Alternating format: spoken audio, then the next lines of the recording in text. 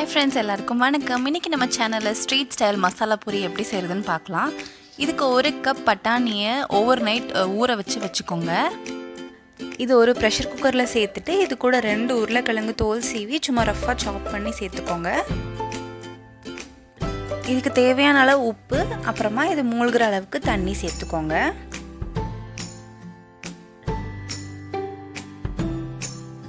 இதை க்ளோஸ் பண்ணிவிட்டு ஒரு 4 to 5 விசில்ஸ் நல்லா குக் பண்ணிடுங்க. இப்போ ப்ரெஷர் நல்லா ரிலீஸ் ஆனதுக்கப்புறம் நம்ம ஓப்பன் பண்ணி பார்க்கலாம். எல்லாம் நல்லா வெந்திருக்கு. இது ஒரு மேஷர் இல்லைன்னா ஒரு கிண்ணம் ஏதாவது வச்சு நல்லா மசிச்சு விட்டுக்கோங்க. ரொம்ப பேஸ்ட் மாதிரி மசிக்க வேண்டாம், கொஞ்சம் பட்டாணி முழுசாக இருந்தால் நல்லா தான் இருக்கும். இப்போ ஒரு கடாயில் 1 டேபிள் ஸ்பூன் எண்ணெய் சேர்த்துக்கலாம்.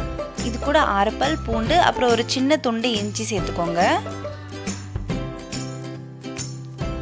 இதில் 2 வெங்காயம் சேர்த்துக்கலாம். சும்மா ரஃப்பாக சாப் பண்ணி போட்டால் போதும்.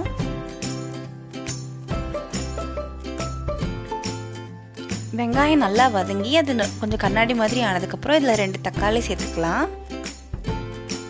இது சேர்த்துட்டு தக்காளி நல்லா சாஃப்டாக குக் ஆகுற வரைக்கும் விட்டுருங்க. இப்போ எல்லாம் நல்லா குக் ஆகிடுச்சு. ஸோ அதை நம்ம நல்லா ஆற விட்டுட்டு இதை ஒரு மிக்ஸி ஜாரில் சேர்த்து நல்லா பேஸ்ட் மாதிரி அரைச்சி எடுத்துக்கோங்க. தண்ணி எதுவும் சேர்க்க வேண்டாம்.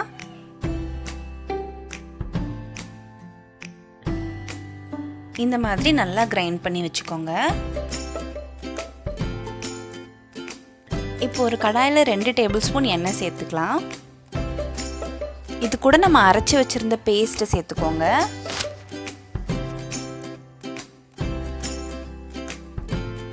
இது நல்லா கலந்து விட்டுருங்க. இப்போ இதில் 1 டீஸ்பூன் ஜீரகத்தூள், 2 டீஸ்பூன் கரம் மசாலா, அப்புறம் தேவையான அளவு சில்லி பவுடர் நான் 1 டேபிள் ஸ்பூன் சேர்த்துக்கிறேன். இதை நல்லா மிக்ஸ் பண்ணி விட்டுருங்க. மசாலா நல்லா குக் ஆகட்டும். இதில் தேவையான அளவு தண்ணி சேர்த்துக்கலாம். நான் அந்த மிக்ஸி ஜாரை மட்டும் அலசி அந்த தண்ணி சேர்த்துக்கிட்டேன்.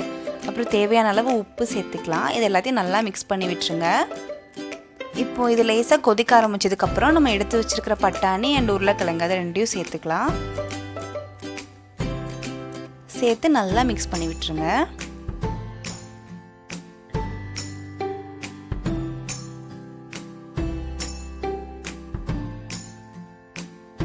இப்போ இதில் 1 டீஸ்பூன் லெமன் ஜூஸ், அப்புறம் கொஞ்சம் நறுக்குன மல்லி இலை சேர்த்துட்டு ஸ்டவ் ஆஃப் பண்ணிடலாம்.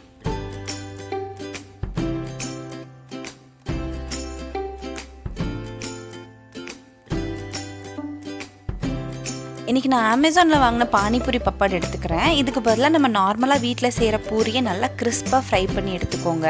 பானிபூரி பப்பாட் லிங்க் நான் டிஸ்கிரிப்ஷனில் கொடுக்குறேன். இப்போ இந்த பூரியை நல்லா பிச்சு போட்டுக்கலாம். இது கூட நம்ம ப்ரிப்பேர் பண்ணி வச்சுருக்கிற மசாலா சேர்த்துக்கோங்க.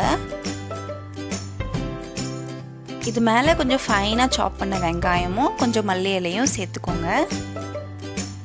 இதுக்கு மேலே ஓமப்பொடி சேர்த்துக்கலாம். என்கிட்ட ஓமப்பொடி இல்லை, அதனால நான் மிக்ஸ்சர் சேர்த்துக்கிறேன். அவ்வளோதான், நம்ம street style masala puri ready ஆகிடுச்சு. இது எப்படி இருக்குன்னு செஞ்சு பார்த்துட்டு எனக்கு கமெண்ட்டில் சொல்லுங்கள். இந்த வீடியோ உங்களுக்கு பிடிச்சிருந்துச்சுன்னா லைக் பண்ணுங்கள், சப்ஸ்கிரைப் பண்ணுங்கள்.